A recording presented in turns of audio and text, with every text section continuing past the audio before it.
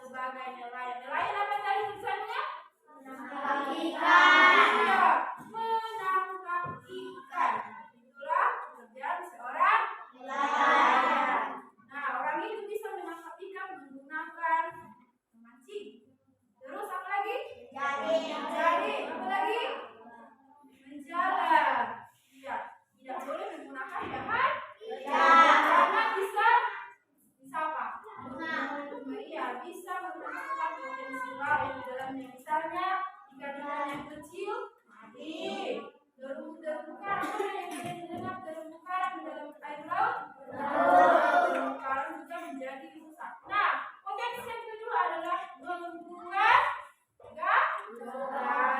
Membuat garam itu merupakan sumber panas dari matahari. Nah, cara membuat air garam itu adalah setelah 1 bulan lamanya air laut dijemur. Air laut itu dijemur. Terus air laut tersebut akan berubah menjadi kristal dan selanjutnya diolah menjadi garam. Nah, air laut itu jadi garam itu terbuat dari air laut yang dikeringkan oleh sinar matahari. Air laut itu kalau dijemur dia berubah menjadi kristal. Dari kristal itulah dibuat garam. Makanya ada garam halus, garam kasar. Seorang nelayan juga memiliki hak dan kewajiban. Kayak kita juga, hak dan kewajiban kita sebagai pelajar. Kita pelajar kan? Nah, hak dan kewajiban kita sebagai pelajar di sekolah ini kayak haknya contohnya mendapatkan pelajaran, mendapatkan fasilitas sekolah. Nah, kewajiban kita juga menjaga lingkungan sekolah agar tetap bersih, ya kan? Nah, nelayan juga memiliki hak dan kewajibannya di laut. Apa contoh hak orang itu? Hak nelayan. Siapa yang tahu? Hak nelayan. Hak nelayan antara lain hak untuk mengakses sumber daya laut yang berkelanjutan, hak untuk memancing dan menangkap ikan. Itulah hak seorang nelayan. Nah, kalau kewajiban nelayan apa yang kau tahu? Kewajibannya nelayan itu bekerja di air laut. Apalah kewajiban dia? Jadi haknya mendapatkan ikan. Nah, kalau kewajibannya menjaga keberlanjutan populasi ikan dan tidak melakukan penangkapan berlebihan. Kalau terus-terusan ikan itu ditangkap, apalagi tertinggal kan? Jadi yang boleh ditangkap hanya oleh ikan-ikan yang besar. Jangan pula anak-anak yang sudah ditangkap. Nanti apalah populasi berikutnya kan? Nah, yang kedua, metode penangkapan yang tidak merusak lingkungan. Misalnya menggunakan jaring, tidak boleh menggunakan bahan peledak atau bom atau racun. Yang ketiga, tidak boleh membuang sampah sembarangan di laut dan menghindari penggunaan bahan kimia.